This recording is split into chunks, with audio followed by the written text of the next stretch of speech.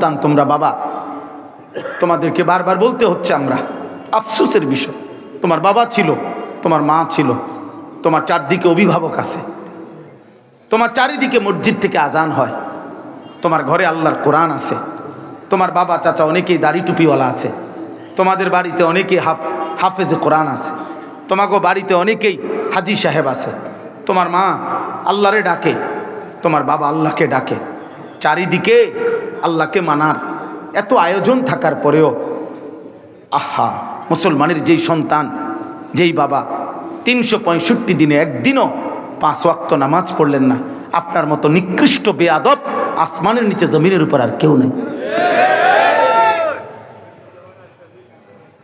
এর চাইতে বড় বেয়াদব আর কেউ হয় না বেটা, বেয়াদব হয় না। মানুষ হওয়া চাই দোস্ত, ইনসান হওয়া চাই। পৃথিবীর যেই কোনো গবেষণায় কথা আছে, মানুষ বলে বিচার বুদ্ধি বিবেক বোধ সম্পন্ন প্রাণীকে বলা হয় মানুষ। বিবেক বোধ যারা আছে, বিবেক কি?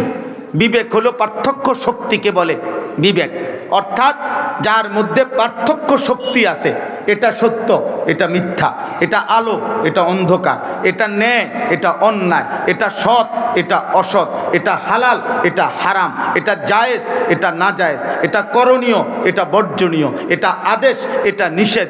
এই পার্থক্য শক্তি যার মধ্যে আছে, এই বিবেচনা বোধ যার মধ্যে আছে, তাকে বলা হয় বিবেকবান, তাকে বলা হয় মানুষ। এইটা যার মধ্যে নাই তাকে মানুষ বলা হয় না, তাকে বলা হয় জানোয়ার, জানোয়ার, জানোয়ার বলা হয়। আপনি খবর লাগান। আরো যদি বুঝতে চান আমি বুঝাইতে রাজি আছি। পার্থক্য শক্তি। কথা বলে কেন ভাই? দেখো না ভাই, মানা করো কথা বলতে। উনারে বলতে কও রামগঞ্জ বাজারে গিয়ে কথা কইতে কও উনারে, অথবা সোনাইমুড়ি যাইয়ে কথা কইতে কও, আমার গাড়ি আছে আগে দিব কও। আশ্চর্য মানুষ।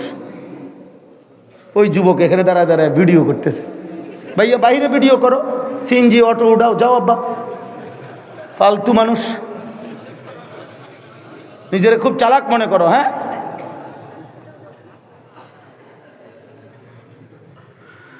এটা বোঝা উচিত। এই তো বললাম, এটাই বোঝাইতে চাইলাম। পার্থক্য শক্তি থাকা চাই। এটা আমার জন্য উচিত না অনুচিত, এটা আমার জন্য ঠিক না বেঠিক, এটা আমার জন্য আদেশ না নিষেধ। আপনারা বলেন, ইনসাফের সাথে বলেন, আপনারা এখানে বলেন তো যে কুকুর এবং ছাগল এই দুইটার সৃষ্টিকর্তাকে? কুকুরের সৃষ্টিকর্তাকে, ছাগলের সৃষ্টিকর্তাকে? খেয়াল করলে দেখবেন কুকুর এবং ছাগল সাইজে এক সাইজ, গড়ে একরকমই সাইজ। কুকুর ছাগল উভয়টার শরীরে রক্ত গোশত কে দিয়েছে? তাইলে কুকুর খাওয়া হালাল না হারাম? হারাম করেছে কে? ছাগলের গোশত খাওয়া হালাল না হারাম? হালাল করেছে কে? তাইলে আপনি কুকুরের গোশত খান কেন? হারাম। কে হারাম করেছে? আপনি ছাগলের গোশত খান কেন? কেন? কে হালাল করেছে? তাইলে এই মুসলমানের আব্বা, যদি কুত্তার গোশত হারাম আল্লাহ হারাম করাতে আপনি না খান, তো সুদ আল্লাহ হারাম করার পরে আপনি খান কেন? বলেন মুসলমান, বলেন। দাঁড়ান মিয়া, দাঁড়ান। আপনার কাছে যদি কুত্তা ছাগলে পার্থক্য থাকে, তাহলে সুদ আর ব্যবসায় পার্থক্য থাকবে না কেন? বলেন। কুত্তার গোশত হারাম করেছেন যিনি, সুদ হারাম করেছেন তো তিনি। তা আপনি কেন? আপনি বুঝেন না? আপনার মধ্যে পার্থক্য শক্তি কোথায়? এজন্য মানুষ হওয়ার জন্য পার্থক্য শক্তি আব্বা জরুরি। পার্থক্য, মদও খায়, মধুও খায়, গালিও দেয়, সালামও দেয়, নিজের স্ত্রীকেও দেখে, মোবাইল এবং টেলিভিশনের উলঙ্গ নর্তকী ওরেও দেখে। তবে হালাল হারামের পার্থক্য হলো? কথা বলেন না কেন? হ্যাঁ, যুবক, তুমি আপন মাকেও দেখো, বোনকেও দেখো, আবার মোবাইলের নর্তকীও দেখো, তাহলে হালাল হারামের পার্থক্য কোথায়? বলো আব্বা। কষ্টে উপার্জিত টাকা হালাল, এটাও নেয়, আবার সুদের টাকাও নেয়, কিস্তিও নেয়, সব মিলাইয়া 6 লাখ। হ্যাঁ হুজুর দোয়া করেন, আল্লাহ আল্লাহ করে টেহা মিলাইছি 6 লাখ, সামনের সোমবারে ফ্লাইট, ফুলাগার খাস করে দোয়া করবেন, একেবারে জাঁতা দিয়া দোয়া দিবেন। খাস দোয়া মানে তো একেবারে সাইপটা দোয়া, দোয়ার উপর একদম ঝাঁতা দিবেন যাতে দোয়া একেবারে ডাইব্বা যায়। আপনি জিজ্ঞাসা করেন কেমনে কেমনে মিলাইছেন, 12 লাখ টাকা মিলাইছেন কেমনে, 6 লাখ টাকা জমি বেচা, 6 লাখ টাকা এমনে হেমনে, এমনে হেমনে কি তা এটা কোন? হ্যাঁ কিস্তি নিছে, সুদ নিছে। তাইলে আপনি চাচা বলেন 60 বছর বয়সেও আল্লাহ চিনলেন না? 65 বছর বয়সেও হালাল হারাম চিনলেন না? আপনি জানেন না? আস্তাগফিরুল্লাহ। আর কখন সময় হবে, কখন আব্বা মালিক চিনবেন, কখন হালাল হারাম চিনবেন, কখন? 12 লাখ টাকা হালালে হারামে মিলাইয়া যে ছেলেটা বিদেশে পাঠাইছেন, বাজারে ভিট লইয়া দিছেন অথবা চাকরি লইয়া দিছেন, হ্যাঁ কি উদ্দেশ্যটা কি? একটা বাবা, আমার সাফ কথা, আমি প্রতিদিন এই নিয়তে ওয়াজ করি যাতে করে আর কোনোদিন আইন না লাগে, কমপক্ষে 2-4 জন মানুষ হইলেও যেন এটা বলে এই রুম ডাকাইতে হুজুর আর আইল না, সাবধান তে বেড়া মানুষ যেন আজরাইলের মতো এরকম, আপনারা যাতে এরকম আপনি বলেন, একটা বাবা এখানে বলেন যে 12 লক্ষ টাকা হালাল এবং হারাম মিলাইয়া, মানে জমি বেচা সুদে কিস্তিতে মিলাইয়া ছেলেটাকে বিদেশ পাঠাইছেন বা উপার্জনের কোনো ব্যবস্থা করে দিয়েছেন।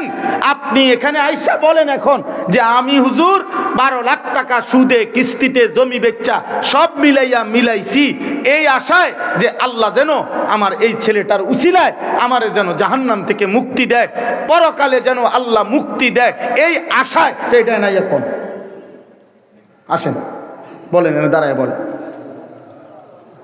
তো, বাকি মানুষের দেখি কথাটা মাইনা নেয়নি, আপনি কোন কারো হিম্মত হবে? কথা বলেন না কেন? কারো হিম্মত হবে? তাইলে সুদ কেন নিছেন? আখিরাতের আশায়, দুনিয়ার লোভে। আপনিও লোভী, ফুতেও লোভী, বাপ পুত দুইজনই লোভী, দুইজনের সম্পদ লোভী। মেয়া তাড়াতাড়ি যা বেটা, টাকা দরকার, তোর কাকু জমি বেচবো, টেহা বাইল করে না রাখলে কোন সময় কাদ্দারে বেচ চালায় কম যায় না। কেন? আখেরাত ভুলে গেলেন? আখেরাত আপনি মরবেন না, আপনার আগে কেউ মরে নাই। পৃথিবী আপনি শেষ করে যাবেন, আপনার ছেলের জরুরত আপনি শেষ করে যাবেন। খোদার কসম, আমি কিংবা আপনি মৃত্যুর দিনও শুনবেন আপনার সংসারের অসংখ্য জিনিস এখনো বাকি রয়ে গেছে। স্বার্থপর এই দুনিয়া রাক্ষস, রাক্ষস। এই রাক্ষস তৃপ্ত হয় না, একবার গিলে খায় দুনিয়া, আবার হা করে, আবার হা করে। দুপুরে ভাত খাইতে বইলেই মহিলা আবার বলে দেয়, খেয়াল করেন কিন্তু ভাত খাইতে আছেন কিন্তু বিকালে 1 ফোঁটা চাইল নাই। কইছি আপনারা কালকে একবার নুন নাই, আপনি কথাটা কোনো গুরুত্ব দেন না। আর দুগা ভাত খাইতে দাও না নির্বিলি, না খান ভাত খান কিন্তু নুন লাগবে, চাউল লাগবে, পেঁয়াজ লাগবে, আলু নাই, তেল নাই, সাবান নাই। এই তো দুনিয়া নাকি? নাই বেশি না আছে বেশি? নাই বেশি। তাহলে আল্লাহ বললেন কেন? আপনার মৃত্যুর পরেও তো দুনিয়া থাকবে, আপনার মৃত্যুর পরেও আপনার সন্তান উপার্জন করবে, কিন্তু আপনার কবর এরপরে কে সাজাবে? এই আব্বা বলেন না, আপনার দুনিয়া দাদায় হয়তো মাড়ি ফালাইয়া গেছে বাড়ির ভিটায়, ফুতে আইয়া হয়তো বাড়ির চারদিকে ওয়াল টোয়াল কইরা বিল্ডিংয়ের ছাদ দিছে, এরপরে নাতি আইসা হয়তো বাকি কাজ শেষ করছে। 3 পুরুষ মিলে হতে পারে এই বাড়ির কাজ শেষ হয়েছে। দুনিয়া তো 3 জনে, দাদা পুত নাতি, 3 পুরুষ মিলেও তো দুনিয়া সাজানো যায়। কিন্তু আমার আপনার কবর যদি আব্বা আমি না সাজাই, আপনি না সাজান, আপনার কবর কে সাজায় দিবে? একজনই বলছেন, একজনই ভাবেন। আমি তো বলছি আমি ভোটের আশায় আসি না, আমি একজন আল্লাহর বান্দাও যদি বোঝেন, আপনি ইনসাফ করেন, আপনি ইনসাফ করেন, আপনি মানুষ হন, আল্লাহ চেনেন। মুসলমান পরিচয় দেওয়াই যথেষ্ট না আব্বা, জিন্দেগির হিসাব কিতাব মিলাইতে হবে।